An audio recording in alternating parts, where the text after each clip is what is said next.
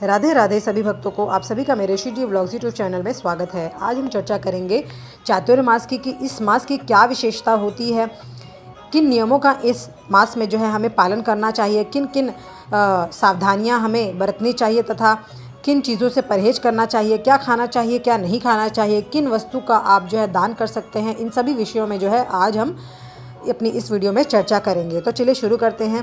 तो देखिए, सबसे पहले जान लेते हैं कि आखिर चौमास या चतुर्मास का अर्थ क्या होता है। जैसे कि इस शब्द से ही आप इसका अर्थ समझ सकते हैं। चौमासा यानी कि 4 मास या फिर 4 महीने।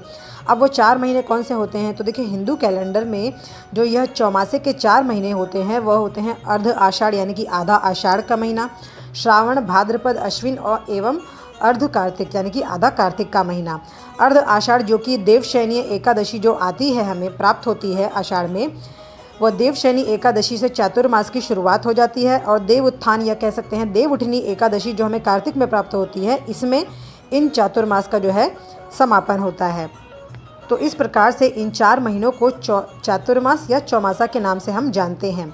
वैसे तो इन दिनों कोई भी शुभ कार्य नहीं किए जाते हैं, जैसे कि जो भी 16 संस्कार से संबंधित कार्य होते हैं, जैसे कि विवाह संबंधी कार्य, मुंडन विधि, नामकरण इत्यादि जो है यह कार्य नहीं किए जाते हैं, इन्हें वर्जित बताया गया है। क्योंकि इन दिनों जो है देव योग निद्रा में चले जाते हैं। खासकर जो हमारे भगवान विष्णु हैं उनके विषय में विशेष रूप से इन चातुर्मास में बताया गया है कि वे योग निद्रा में चले जाते हैं, तो जिसके कारण हमें उनका आशीर्वाद प्राप्त नहीं होता है। इसलिए 16 संस्कार वाले जो कार्यक्रम होते हैं वह हमें इन चातुर्मास में नहीं करने चाहिए। परंतु यदि बात करें धार्मिक अनुष्ठान या धार्मिक कार्यों की, तो उन कार्यों का इन माह में अत्यधिक महत्व बताया गया है।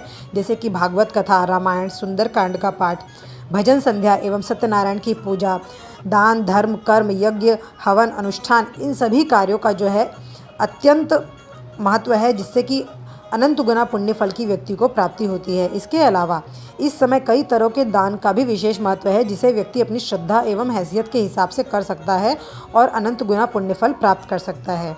चौमासा या चतुर्मास का अलग अलग धर्मों में अलग अलग महत्व बताया गया है।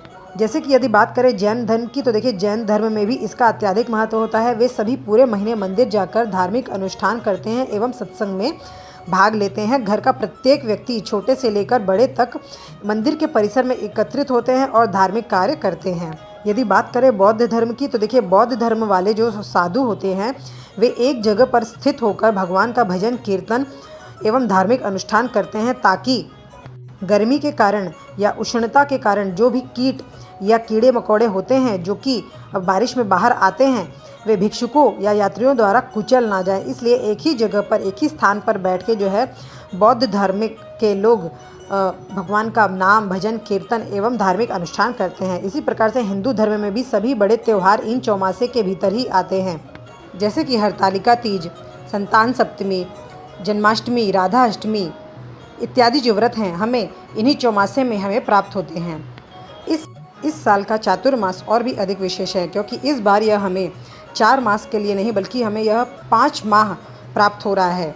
वह कैसे, तो देखिए इस बार सावन माह 2 बार होने से चातुर्मास 5 माह का होगा। अब सावन माह जो है यह हमें 2 बार क्यों प्राप्त हो रहा है, तो देखिए इस बार जो है हमें पुरुषोत्तम मास या हम कह सकते हैं अधिक मास भी प्राप्त हो रहा है। तो सबसे पहले जो है 15 दिन सावन के कृष्ण पक्ष के होंगे, उसके पश्चात 1 माह का जो है हमें पुरुषोत्तम मास प्राप्त होगा और फिर 15 दिन जो है सावन के शुक्ल पक्ष के होंगे। तो इस प्रकार से जो है हमें इस बार सावन का महीना 2 महीनों में प्राप्त हो रहा है। तो इसलिए इस बार का चातुर्मास 4 माह की बजाय हमें 5 माह प्राप्त होगा।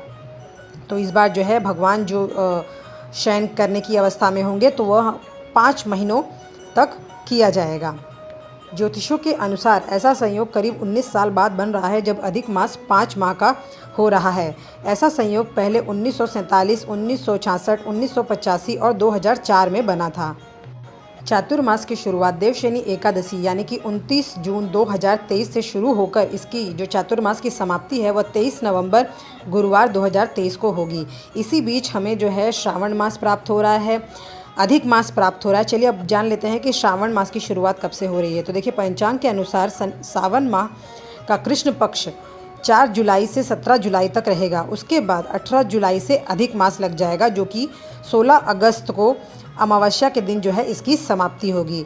उसके बाद सावन के शुक्ल पक्ष का प्रारंभ होगा, जो कि 30 अगस्त को जो है श्रावण की पूर्णिमा के साथ समाप्त हो जाएगा।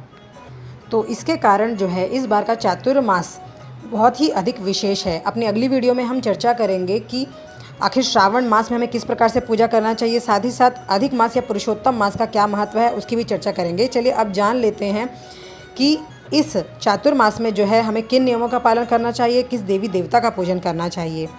तो देखिए, इस मास में जो है विष्णु जी के साथ साथ ही हमें लक्ष्मी जी की तो पूजा करनी ही है, साथ ही साथ शिव पार्वती, गणेश, पितृदेव, श्री कृष्ण, राधा एवं रुक्मिणी जी की पूजा हमें इस मास में करनी चाहिए।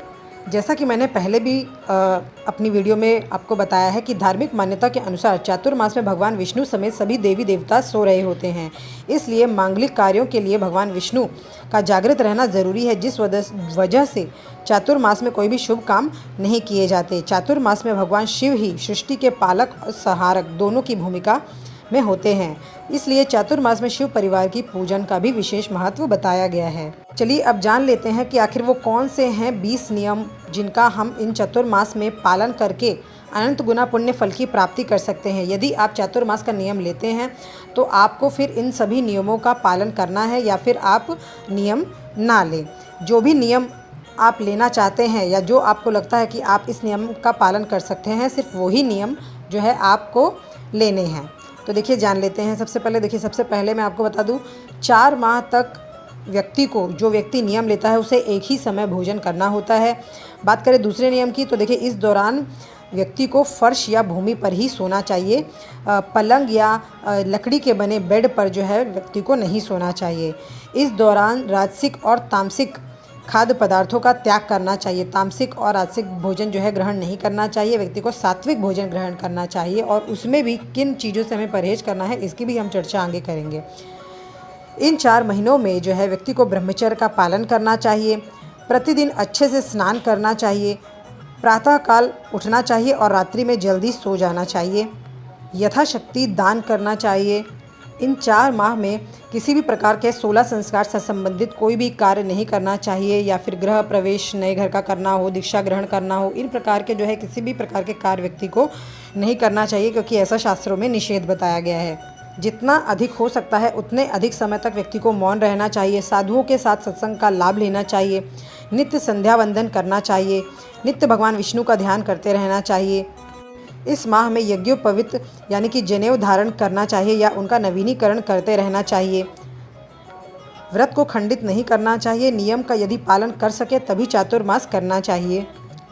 चातुर्मास में भोजन करते समय वार्तालाप नहीं करना चाहिए, क्योंकि जो व्यक्ति ऐसा करता है वह पाप का भागी माना जाता है, जबकि मौन रहकर भोजन करने वाले जातक को पुण्य फल की प्राप्ति होती है।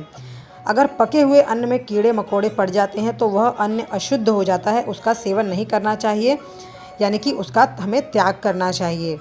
साथ ही साथ चतुर्मास के दौरान व्यक्ति को काले और नीले रंग के वस्त्र नहीं धारण करना चाहिए। इन वस्त्रों को धारण करने से दोष लगता है और इस दोष की शुद्धि भगवान सूर्य नारायण के दर्शन से होती है। इस अवधि में आप इन रंगों के वस्त्र धारण ना करें।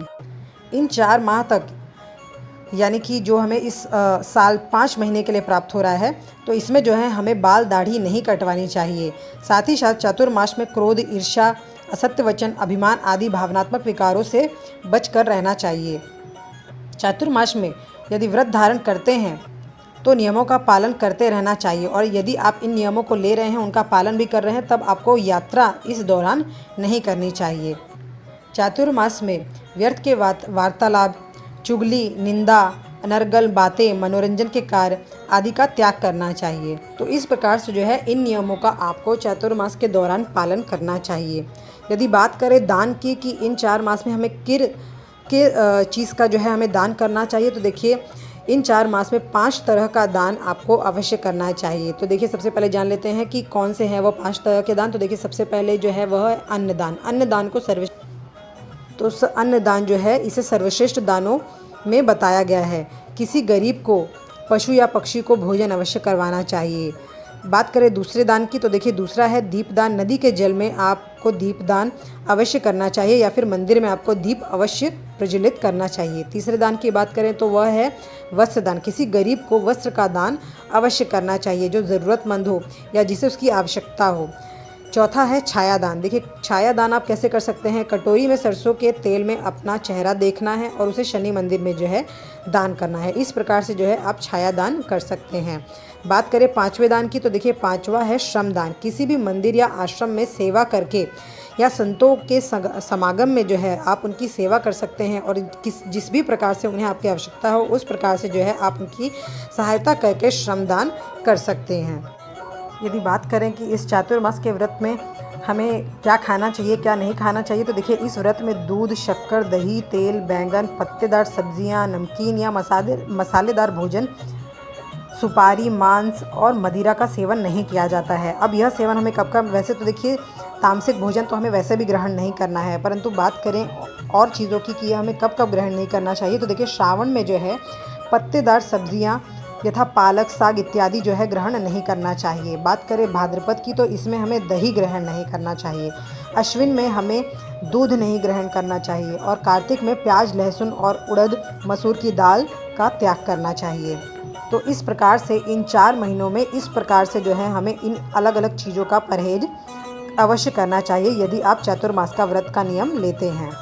चातुर्मास में जितना हो सकता है भगवान विष्णु के साथ माता लक्ष्मी का और भगवान भोलेनाथ के साथ में जो है माता पार्वती का स्मरण, जाप, जप, तप, व्रत इत्यादि करना चाहिए। इस अवधि में दूसरों को भला बुरा बिल्कुल भी नहीं कहना चाहिए। चातुर्मास में दूसरों की निंदा करना अथवा निंदा को सुनना पाप माना जाता है।